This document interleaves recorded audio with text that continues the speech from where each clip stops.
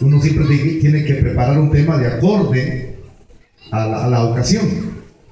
Entonces, como estamos celebrando 4 años, quiero que si usted trajo su Biblia, si puede abrirla, porque el viento no le va a permitir, ¿verdad? Pero si la trajo o no la trajo, pues yo quiero leer una porción en las Sagradas Escrituras contenida en el Evangelio de Juan, capítulo 2, versículo 19. Es muy sencilla, que dice de la manera siguiente: respondió Jesús y les dijo: destruid este templo y en 3 días lo levantaré. Vuelvo a repetir: respondió Jesús y les dijo: destruid este templo y en 3 días lo levantaré. Hasta ahí dejo la cita bíblica. Así sentadito, siéntese, vamos a orar. Eterno Dios que estás en el cielo, Señor, te damos las gracias por este enorme privilegio de llevar esta palabra, Señor, a las personas que están acá en Porvenir dos Ríos, a la intemperie, pero estamos felices, con un gran frío, pero somos, Señor, agradecidos contigo. Pedimos que en esta hora, al dar esta disertación de tu palabra, tú puedas hablar a nuestra vida, tú puedas añadir bendiciones, tanto los que estamos aquí presentes como los que verán este video a través de las redes sociales, de aquellos que lo oirán a través del 1390 de Radio Fraternidad. Pedimos que hables a la vida de aquellos que están estáticos, de aquellos que muchas veces dudan de su llamado. Hay pastores que estarán pendientes a partir de ese momento de lo que oirán. Muchos están a punto de renunciar, jóvenes que no creen en sí mismos, porque quizás otros les han metido conceptos erróneos en su mente y en su corazón. Pedimos, Señor, que cada persona pueda sacudirse los aspectos negativos que les estropean para poder recibir, Señor, ese llamado, recibir tu palabra.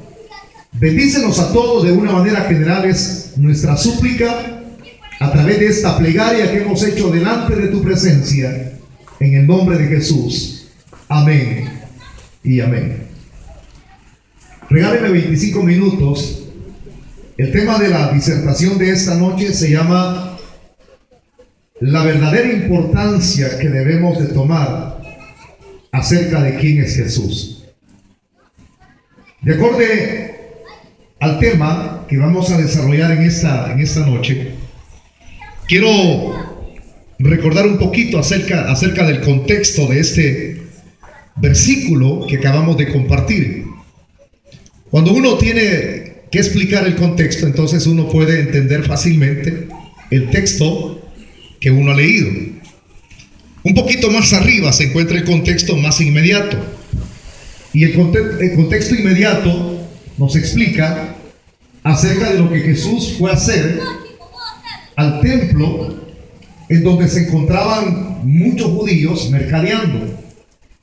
O sea que el templo, aparte de ser utilizado en la parte interna para adorar a Dios, ahora se había creado una forma de poder sustraer fondos, de poder aportar mayor beneficio a los sacerdotes que oficiaban dentro del mismo templo. Los sacerdotes tenían una sociedad de mercaderes afuera. Por eso es que dentro de la misma historia bíblica se comenta que, como para los judíos era muy difícil manejar la moneda romana, en donde llevaba la misma inscripción del César, entonces ellos no podían agarrar la moneda para utilizarla. Ellos tenían su propia moneda. Entonces la propia moneda se utilizaba en el templo. Ahí se hacía un canje de monedas, habían cambistas de monedas fuera del templo.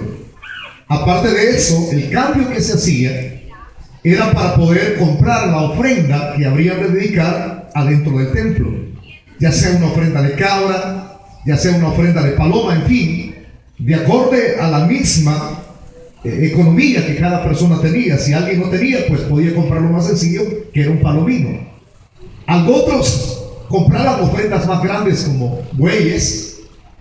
Entonces, todo esto, hermanos, se hacía afuera del templo. Se vendía todo esto, se cambiaba la moneda, porque a algunos se les facilitaba el no traer, por ejemplo, ofrendas más grandes de afuera. Era un sacrificio, porque muchos de los judíos que subían a la adoración al templo venían de diferentes lugares desde muy lejos. Entonces les iba a costar en grande manera, y para eso se les había dado la facilidad de vender todas estas ofrendas en lo externo del templo. Ahora, el problema que había era que en épocas pasadas, con miles de años antes de lo que yo estoy refiriendo en el contexto inmediato, tengo que aplicar el contexto lejano para poder enlazar lo que estoy explicando en el contexto cercano. Miles de años atrás, Dios había permitido la creación del templo con un objetivo. Primero, hubo una transición. Dios mismo quiso que se le construyese tabernáculo. Tabernáculo era una casa construida por pieles de animales disecados, y que en la parte de afuera, en la parte externa, no tenía ningún agrado. Las personas que pasaban por ahí simplemente miraban una carpa, como ver una tienda de campaña, pero esta carpa estaba añadida de retazos, de pieles, entonces no tenía nada atractivo. Pero lo de adentro era lo de suma importancia, lo de trascendencia, porque adentro de esa carpa había una división de lugar santo, lugar santísimo. El lugar santo era como la entrada, pero había una cortina que dividía. Para poder entrar al lugar santísimo, donde nadie podía entrar, ningún israelita podía entrar al tabernáculo, sino que solamente el sumo sacerdote. En el área del lugar santísimo, allí estaba el arca del pacto. Dentro del arca del pacto estaba la vara de Aarón, que había reverdecido milagrosamente en el desierto. Y había una porción del maná, como dando a entender o recordando la provisión que Dios les había dado a Israel en el desierto.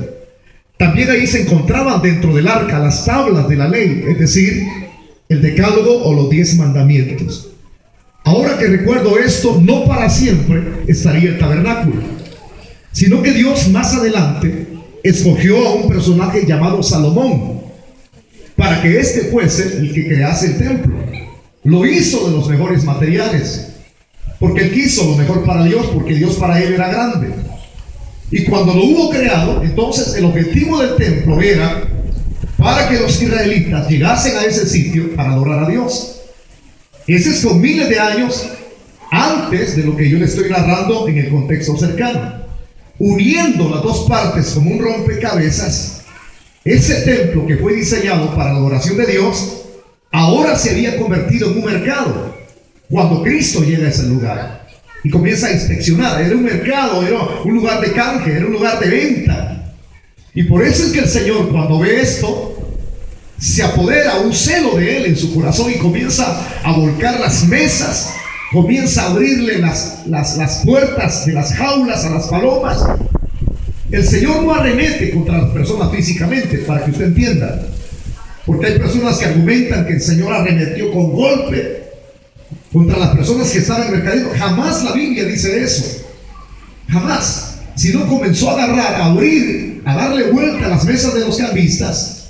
Hizo un lacial, lo que nosotros llamamos una cuerda, que contiene 3 puntas, y comenzó a darles, y aquello era un desorden, hermano. Imagínense usted el montón de palomas saliendo de la jaula, y imagínense usted las cabras también siendo sueltas.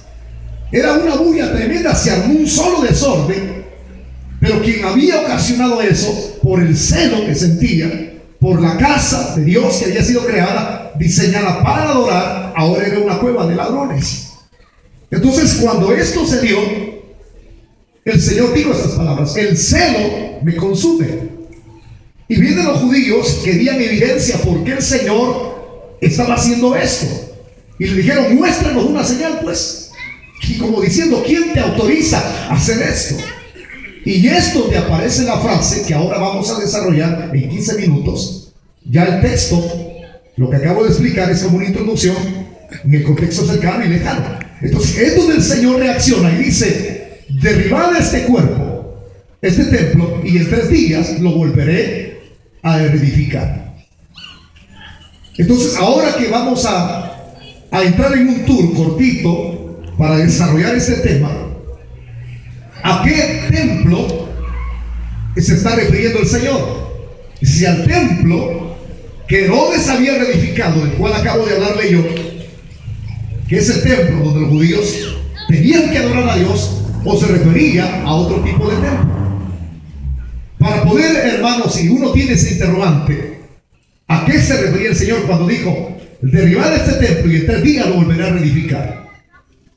Cuando Él dijo estas palabras, esto causó, hermano, intriga en los corazones y en las mentes de los judíos, porque comenzaron a decir: bueno, Él se está diciendo que derribemos este templo, porque ellos interpretaron de manera literal, derribar este templo. Si el templo, dijeron los judíos, nos costó reedificarlo 46 años. Ahora, yo no le hablé del aspecto de transición, de edificación, porque es muy importante entenderlo. Lo voy a recordar como una reseña.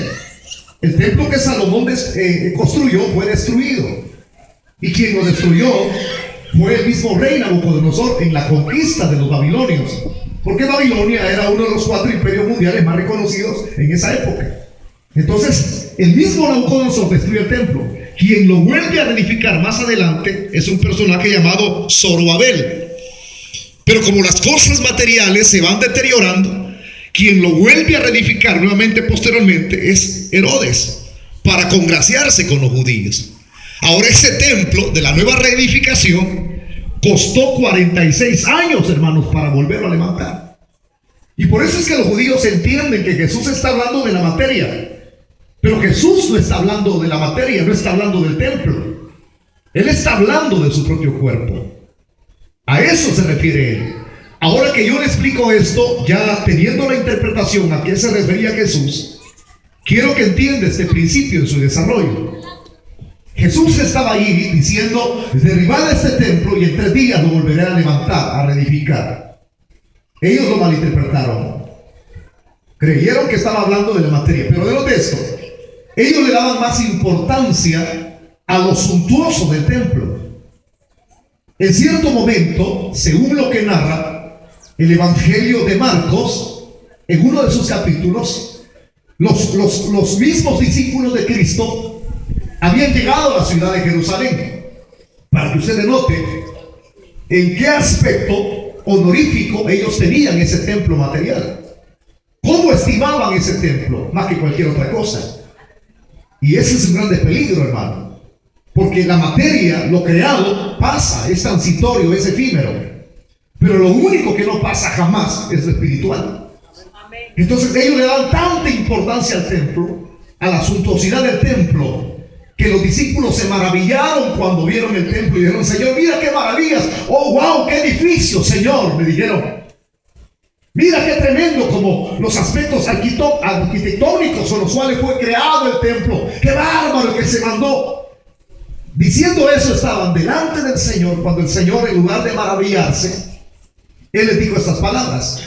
Les dijo el Señor, que no quedará piedra sobre piedra hasta que todo sea destruido. Y de hecho, lo que Él estaba diciendo en ese ratito era una palabra profética que habría de cumplirse en el año 70, cuando el hijo de uno de los, porque hubieron muchos emperadores romanos, que fue el último imperio que predominó en esta tierra, de manera sucesiva, los babilonios, una unión de los medos y los persas, de ahí el ejército helénico comandado por Alejandro Magno, y el último fue el imperio romano. Entonces, este imperio romano, si fue el último, hermano, de los cuales predominó en toda la faz de la tierra, uno tiene que entender, según la historia, la cual estamos narrando, que forma parte vital en los aspectos proféticos del Señor. ¿Por qué? Porque Roma dio como fruto muchos emperadores. Entre ellos estaba un personaje llamado Vespasiano. Este Vespasiano era un tipo cruel, hermano. Como todos los tipos que hubieron, eran unos déspotas.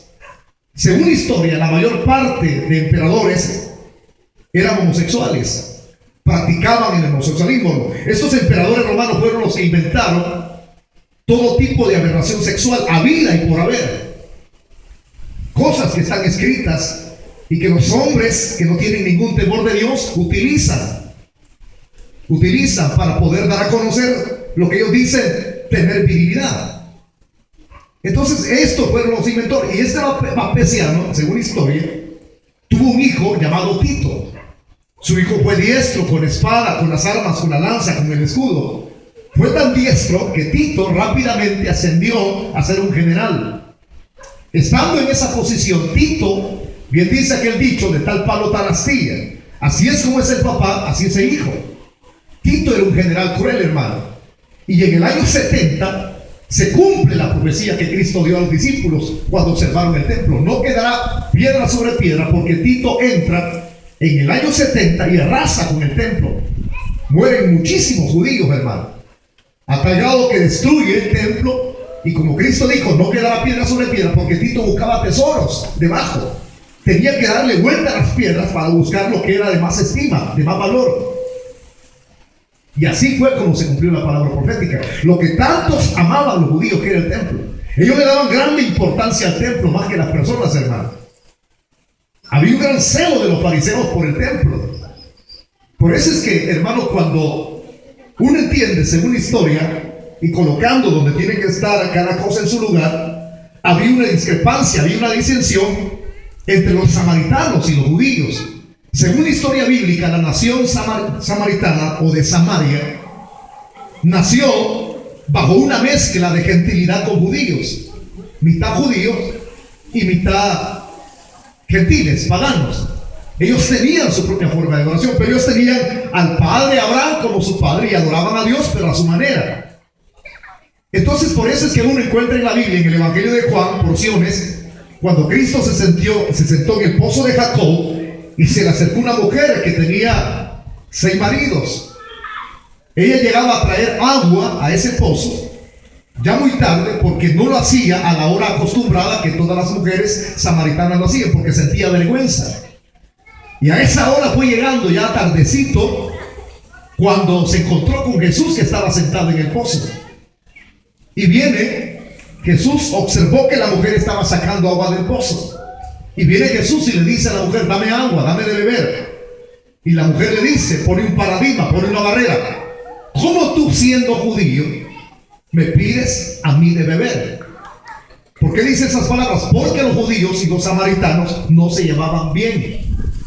Porque los samaritanos tenían su propia forma de adorar a Dios. Ellos adoraban en un templo construido en una montaña que Alejandro el Grande se los construyó. Y los judíos adoraban en Jerusalén. Pero Cristo mismo le dice, rompe el paradigma: si tú me pidieses a mí de beber, yo te daría agua y jamás volverías a tener sed. Y la mujer continúa poniendo paradigmas, barreras religiosas y nacionales. Tú siendo judío, la primera paradigma, la primera barrera: tú siendo judío me pides a mí de beber, es decir, tu nación. Y ahora pone la segunda, que es la religiosa: ustedes adoran en Jerusalén y nosotros en Jericín. Y Cristo tiene que decirle: mujer, viene la hora en que el Padre busca adoradores que le adoren en espíritu y en verdad. No importa donde sea, le está explicando Cristo. Puede ser debajo de un palo de capulín, un palo de mango, o puede ser en el parque del Porvenito Ríos. Lo importante es no dejarse llevar donde hacerlo, hacer un templo creado por las manos de los hombres y creer que ahí está Dios. No, Dios está en todas partes. Así es. Lo importante es que lo que Dios pide no es dónde te vas a reunir, sino con el tipo de corazón con el cual tú le vas a buscar. ¿Cuánto da gloria a Dios? Entonces presento estos ejemplos, hermano, para no caer en los mismos errores que Israel, que los judíos en el tiempo de Cristo. Ellos estimaban tanto el templo. Oh, qué arquitectura, qué grandísimo, qué carísimo esto, qué belleza. Pero el problema es que se habían olvidado de darle importancia a quien estaba enfrente del templo. Habían pasado por alto el advenimiento de Cristo. Habían olvidado que las profecías ya se estaban cumpliendo en ese instante. Y ese es el problema cuando alguien pone su mirada sobre lo transitorio, porque el templo sería destruido, pero en Cristo no pusieron su mirada. Entonces, cuando uno observa ese tipo de comportamiento vil, ilógico, incongruente, hermano, puede llegar a cometer el gran error de pasar por alto el tiempo de la visitación de Dios. Por estar intrigado en un templo, hermano, grandísimo, y uno que a cada rato pasa pintándolo y en veces no hay ni agua, entonces tiene que agarrar saliva para limpiarlo. El azulejo del servicio. Hoy, si usted ve las redes sociales, hay quienes crean, yo no estoy en contra de los templos grandes, sino que estoy en contra de darle más importancia a la construcción que darle importancia al que va a bendecirla, el interior de esa construcción, el que va a bendecir a las personas que se van a reunir ahí. Ese es el problema hace 2000 años, hermano. Hay quienes crean edificios grandísimos y entierran hasta la Biblia para ver si quizás allá por el año 2075 alguien sin idea se mete algún mañoso y abre algún, quizás ahí abre la tierra y tal vez haya ese tesoro. Pero eso es incongruente, es ilógico. Entonces, cuando uno analiza esto, el gran error de Israel, quiero ir aterrizando ya, aplicándolo, pues por darle importancia al templo, desecharon a Cristo. Por eso es que la Biblia dice, en el Evangelio de Juan capítulo 1, dice, a lo suyo vino y los suyos no le recibieron. Mas a todos los que le recibieron, dice la palabra, le dio potestad de ser hechos hijos de Dios. Entonces, si ellos cayeron en ese error y pasaron por alto la visitación de Jesús, de igual manera a nosotros se nos presenta la oportunidad, se nos presenta, hermano, el mismo chance que tuvieron los judíos. ¿Chance de qué, diría usted? Así como ellos tuvieron la visitación corporal de Cristo, de Dios hecho carne, en ese tiempo se abrió la puerta de la gracia. Hay una puerta abierta, no es una ventana, sino una puerta abierta, y esa puerta se le llama la puerta de la gracia, que está contenida en la dispensación misma, porque estamos viviendo la dispensación de la gracia. Han habido varias dispensaciones en el pasado, pero esta última dispensación es el chance, es la oportunidad que Cristo ha dado a la raza humana para que ésta se vuelva en arrepentimiento y humillación a Él y pueda ser salvo. Pero hay personas que en lugar de estar interesados en Cristo, están interesados en una religión, están interesados en un sectarismo, están interesados en un celo corrompido que no tiene nada que ver con el concepto espiritual. Hay personas que están dispuestas, hermano, a morir por su familia, pero menos por Cristo. Hay personas que están dispuestas a morir por su carro. Me recuerdo que un amigo mío le dijeron, bájate, te vamos a quitar el carro. Y él dijo, antes me muero. No, te vas a morir, le dijeron. Y ahí quedó tirado. O sea, le da más importancia a un carro, a una silla. Como un hermano, entró un muchacho también hace muchísimos años a nuestra iglesia. Y el muchacho le dijo, aquí me voy a sentar. No, allá te vas a sentar, le dijo el diácono. Aquí me voy a sentar. No, allá te sentas. Aquí, peleando. Ahí lo hubiera dejado. Yo si hubiese sido diácono, ahí lo dejo. Aunque estaba viendo para atrás a ver si alguien estaba sin silla, yo me hubiera quitado de mi silla y yo se la coloco a usted. Porque mi deseo es que usted esté escuchando la palabra. Pero hay problemas con ese tipo de celo barato. Un celo, hermano, que no tiene nada que ver con lo que es el aspecto de la Biblia. Y las personas están interesadas en esto, en lo otro, andan divagando por aquí, andan divagando por ahí, y no le dan importancia a la Biblia ni a Cristo. Cuando la puerta de la gracia está abierta y la dispensación, como las otras dispensaciones del pasado pasaron, esta ya va a pasar. ¿Por qué le llaman la dispensación de la gracia? Porque una persona es salva no por obras, no por obras. Cuando Dios dio la ley miles de años atrás a Israel, el decálogo o los 10 mandamientos, no se los dio para que estos fueran salvos, sino que se los dio como un medio de disciplina para tratar de cumplirlos y no cumplirlos, porque nadie podía. Si alguien cumplía 9 y transgredía 1, era transgresor de los 10. Entonces no era la ley dada para ser salvo, sino como un medio de disciplina, como un ayo, que cuando el hombre viera que no podía cumplir, él se sintiera inepto, él se sintiera que no podía, entonces sentirse vil, no puedo, he intentado y no puedo. Entonces eso mismo le daba la facultad de abocarse al único que puede ser salvo, la persona que es Cristo. El que tenga oídos para que escuche lo que estoy explicando. Por eso, hermano, en esta dispensación de la gracia, nadie es salvo por obras, sino la misma Biblia dice que somos salvos para hacer buenas obras. Pablo dijo en su tesis, escribía en una de sus epístolas, él decía estas palabras, que nadie es salvo por obras para que se gloríe, sino que somos salvos por la fe por gracia. Y la palabra gracia es la palabra charisma en el griego de la Biblia, en el original. Charisma es gracia. Y la palabra gracia literalmente lo que significa es el favor inmerecido de Dios hacia la raza humana. Es decir, que somos salvos, los que estamos oyendo el mensaje aquí alrededor, los que estamos en la silla, los que están viendo este mensaje a través de las redes sociales, en la radio, los que van de oírlo. Si somos salvos, no es por nuestros propios méritos o esfuerzos. Si los que estamos aquí, algunos de los que estamos aquí, no éramos buenas piezas. Nos gustaba hacer lo malo, nos gustaba el pecado, nos gustaba el mundo, nos gustaba los diviertes. ¿Pero qué? Llegó un momento de nuestra vida que llegamos a un tope con el pecado. Con esto no quiero decir que usted tiene que recibir una experiencia como la mía o como la de muchos, que tiene que esperar llegar a un tope. No espere llegar a un tope, porque ese es amargo, hermano. Estar desamparado sin Cristo en esta tierra, sufrir los frutos de lo que uno mismo ha sembrado, lo malo. Entonces, pero allí hubo una intervención de Dios en la historia. Si éramos los parias de la sociedad, si éramos lo más vil de esta sociedad, que nos rechazaba por nuestro comportamiento vil, allí fue donde Cristo intervino en la historia. Lo más vil, lo más desechado, es lo que Dios escogió para avergonzar lo grande de este mundo. ¿Cuántos alaban al Rey de Reyes? Él intervino en la historia.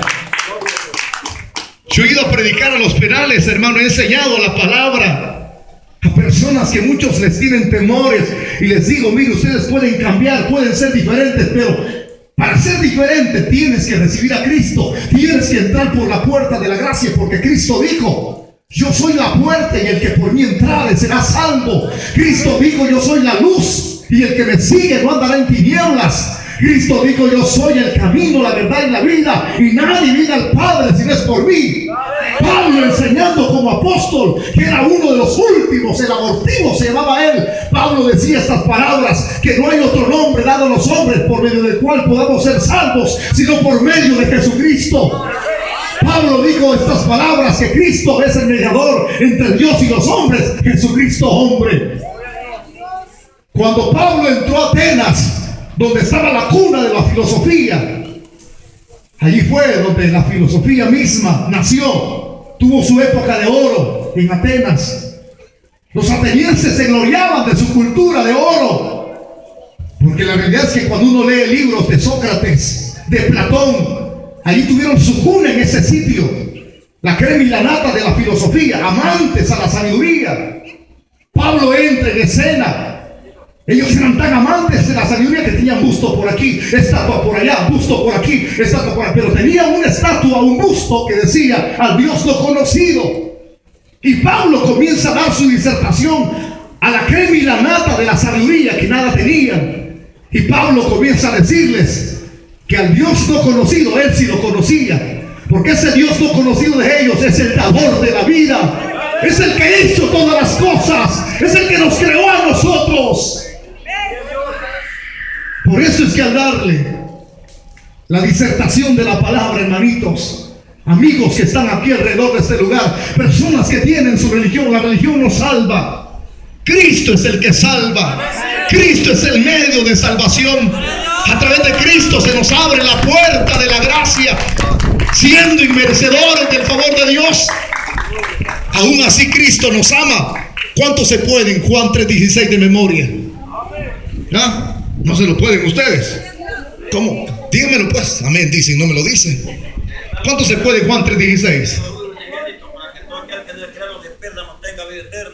No le escuché nada, hermano. Porque de tal manera amó Dios al mundo, que le ha dado su Hijo unigénito, para que todo. Porque de tal manera amó Dios al mundo. El Padre amó. El Padre no te ama con amor con que un hombre ama a su esposa, porque lo engaña. Una mujer puede engañar a un hombre, el hombre puede engañar a su mujer e irse con otra. A eso se le llama amor ficticio, ágape, erótico. Ese tipo de amor es egoísta. Hay otro tipo de amor con el que se ama a los hermanos, que es el filial. El filo se ama a un primo, se ama a un hermano. Entre hermanos se matan, entre primos se matan por herencia. Y hay la tercera clasificación del amor, que es el estor. Es el amor entre amigos. Entre amigos se matan y se traicionan. Pero hay un amor que nunca traiciona, que es el amor agapao. Tú rechazas a Cristo y Él te sigue amando. Ese es el amor de Dios sobre el porvenido río. Pero nosotros despreciamos el amor y es gratuito. Dios dice, me odias porque yo te amo. Por eso es que cuando le crucificaron, se cumple la frase del verso 19. Derribad este templo y en 3 días lo volveré a reedificar. Lo matan, hermano. Asesinaron a Cristo. Pero escúchenme, más que decir asesinato, dentro del conocimiento predeterminado de Dios estaba establecido que el Señor diera su vida. Él dijo estas palabras: no me quitan la vida, sino que yo la doy. Así como yo la doy, tengo poder para volverla a tomar. ¿Por qué? Porque Él era 100% Dios y 100% humano.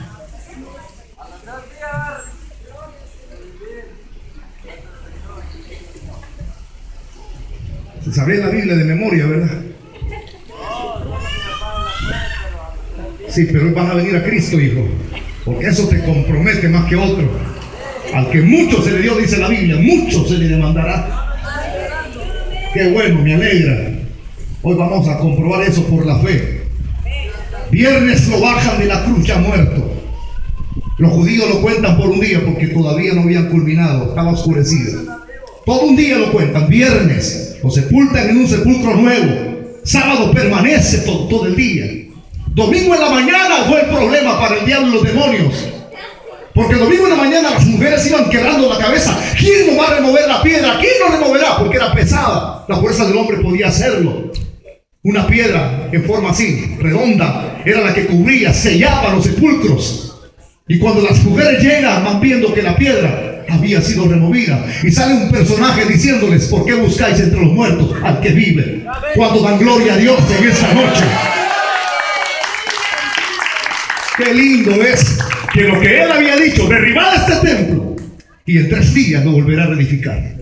Cristo resucita de entre los muertos. Para aquellos que piden pruebas, mi primer libro que yo me leí cuando fue mi llamado en 1988 por el Señor, fue escrito por un tal Charles Herlos. Así, Charles Herlos. Y era un libro impío que decía: Jesús no resucitó. Y lo leí todo, lo leí una y otra vez. Sentía hambre de conocer, siendo un incrédulo. Y me metieron esto en la mente: filosofías huecas, ideologías que no sirven para nada. Estuve siendo enseñado por muchos meses y llegué a la conclusión y siempre decía: no, es mentira, es mentira. Si la Biblia dice que Cristo resucitó, porque me sembraron la semilla cuando era un nene. Y hasta que busqué pruebas, porque hay gente que pide pruebas: demuéstrame que Cristo resucitó. Porque las nuevas investigaciones arqueológicas dicen que Cristo está ahí, su osamenta está ahí, su cuerpo está ahí. Literalmente, su calavera está ahí. Y en la par está una osamenta de una mujer que se llamaba María Magdalena. Y en la par está su hijo, Yoshuita, que significa Jesús. Esas son las nuevas investigaciones de los arqueológicos. Y más con ese libro que sacaron del Código de Da Vinci, donde tratan a Cristo como un ser común y corriente, que tuvo muchas señoras. Señores, esa es pura patraña del diablo y mentira de Satanás. Porque el ser que vino hace 2000 años era 100% hombre y 100% Dios. Nació milagrosamente. Ninguna mujer ha parido un hijo de manera milagrosa siendo virgen. Todas las mujeres y los hombres necesitan, para poder tener hijos, primero procrear. El hombre procrea, la mujer recibe. Pero Dios apartó a esta señorita, esta doncella, esta virgen. Y de una virgen, el Espíritu Santo hizo sombra sobre ella. Y es donde vino aquel que le pusieron por nombre Jesús, que significa el Salvador. Y el otro nombre, Emmanuel, Dios con nosotros. Ese es el Dios con nosotros, resucitó. Estuvo con sus discípulos, se presentó, hermano, comió con ellos. El día número 40, porque 40 días estuvo con ellos. Y al día número 40... Él se los lleva al monte de los olivos y allí, en presencia de la vista de ellos, comienza a ascender hacia los cielos. El que descendió de los cielos, ascendió a los cielos. Y es por el cual yo vengo a predicar en este lugar, que Él está vivo. Apocalipsis dice que Él es el que vive por los siglos de los siglos. Amén. No pasemos por alto Demos importancia al único ser que nos sigue amando y nos amará, porque Él nos ama con un amor sempiterno. La Biblia dice que si somos infieles, Él permanece fiel. ¿Cómo le va a corresponder a usted? Igual que los judíos, interesándose más en la materia, que ya va a pasar, que esto pasa, se destruye, o interesándose en aquel que puede darle lo único que se permanece. La Biblia dice que los cielos y la tierra pasarán, pero la palabra de Dios no pasará. La Biblia dice: el mundo pasa y sus deseos, pero lo único que permanece es lo del Señor. Hoy en esta noche tenemos nosotros el grande privilegio de tomar en cuenta a Jesús en nuestro corazón. Pónganse de pie todos, por favor, voy a orar. Amigos que van a ver este mensaje a través de las redes sociales, en YouTube, en Google, todos aquellos en otros países que están pendientes de los mensajes de la palabra que cambia, los que van a oír este mensaje a través de la radio, los que estamos aquí presentes, no hay cosa más grande de oír el mensaje de Jesús.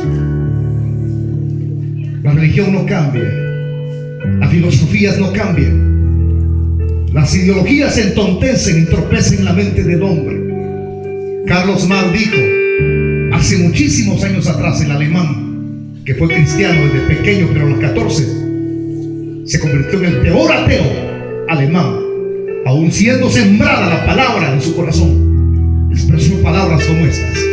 Él dijo: la religión es el opio de los pueblos, como diciendo, el evangelio entontece, adormece las masas. Pues yo le digo a Carlos Marx que el evangelio no adormece, no entontece, sino que es la luz que el hombre necesita para poder llegar al cielo.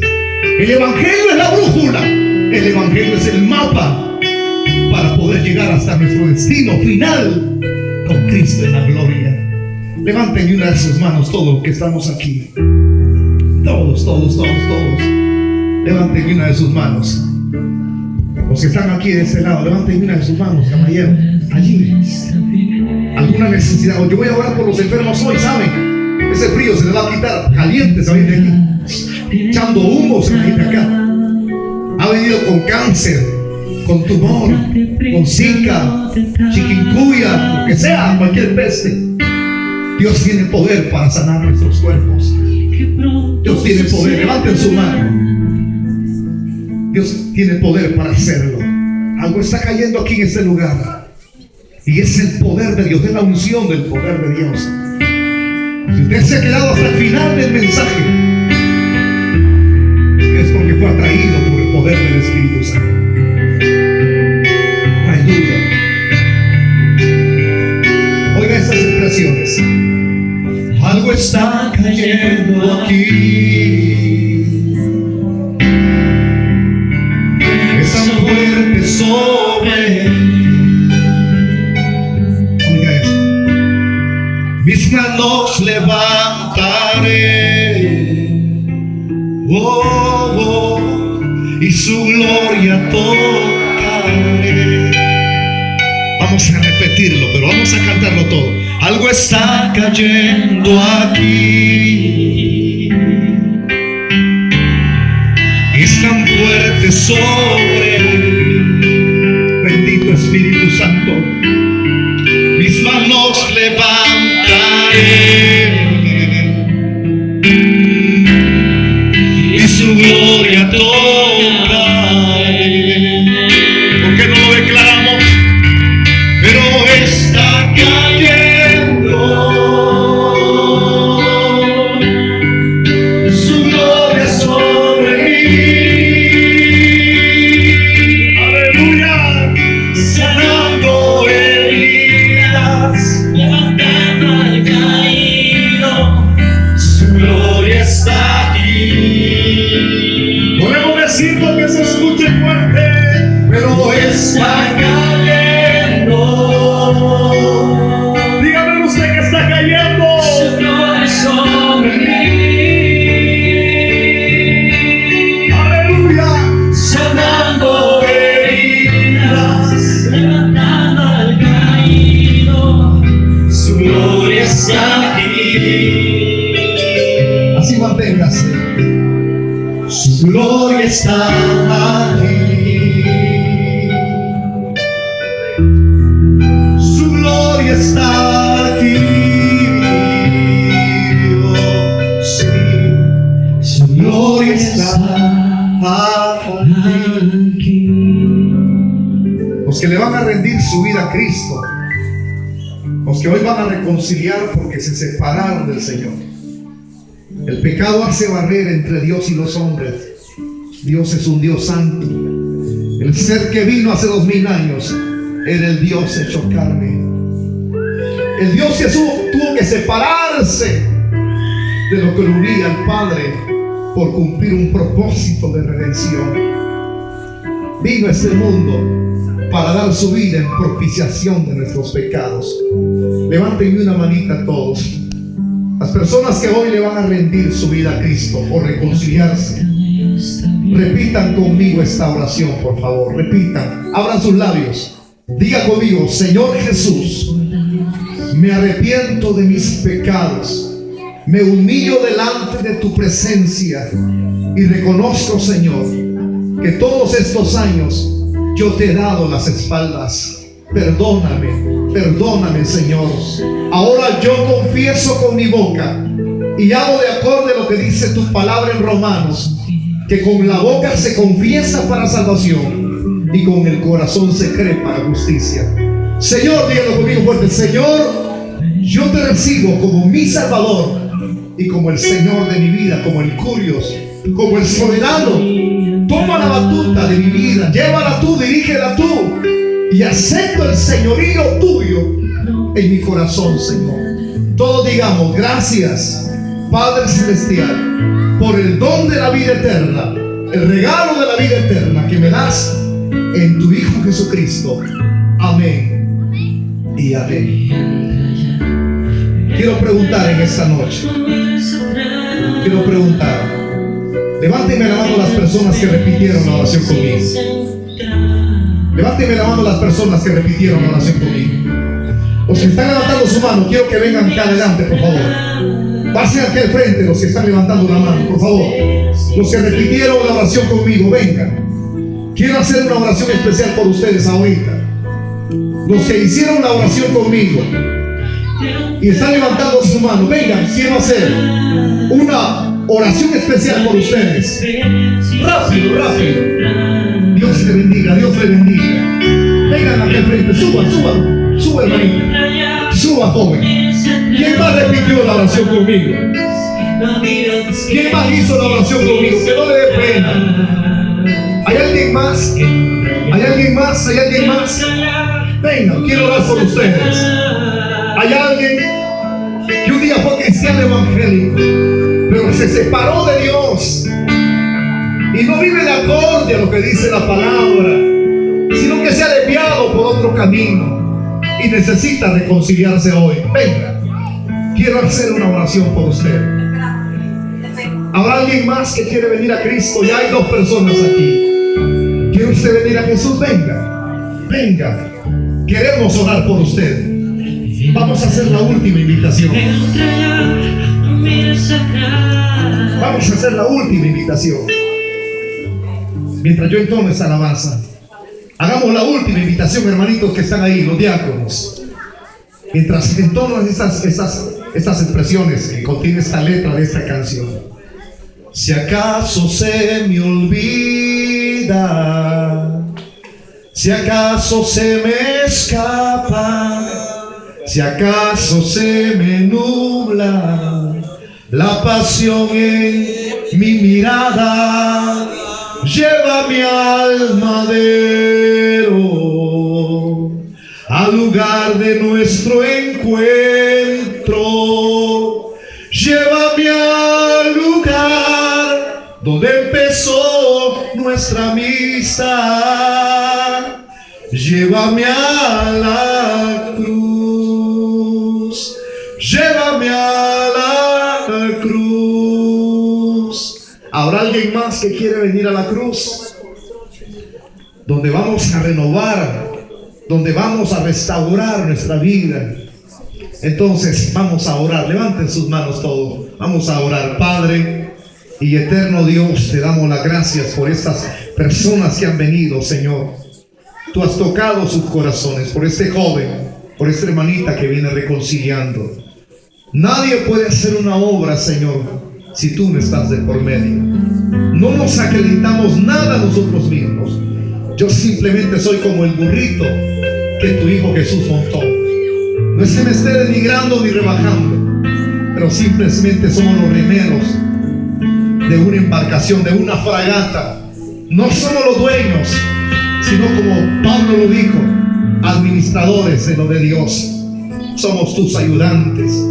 Tú has hecho esta obra porque tu palabra dice que el Señor añade a la iglesia los que han de ser salvos. Límpiales, Señor, límpiales. Encamínales siempre hacia tu verdad. Que ellos sientan hambre de tu palabra, que ellos sientan deseo de servirte. Porque tu palabra dice que tú pones el querer como el hacer en tu buena voluntad. Quiero orar por los enfermos. Vengan los enfermos.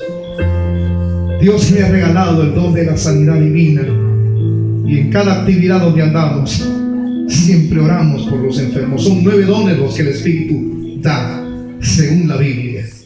Quiero que usted venga acá. Vamos a hacer una oración por las personas que están enfermas. Ahora, si usted está saludable, no le pido que pase, sino los enfermos. Vengan, suban aquí al frente, suban a esta plataforma acá. Agradecemos mucho el que preside la comuna de aquí, de este sitio. Gracias por darnos lugar donde llevar el evangelio que transforma la sociedad. Ese es el aporte que da la iglesia evangélica. Ese es el aporte, porque creemos en un Dios vivo,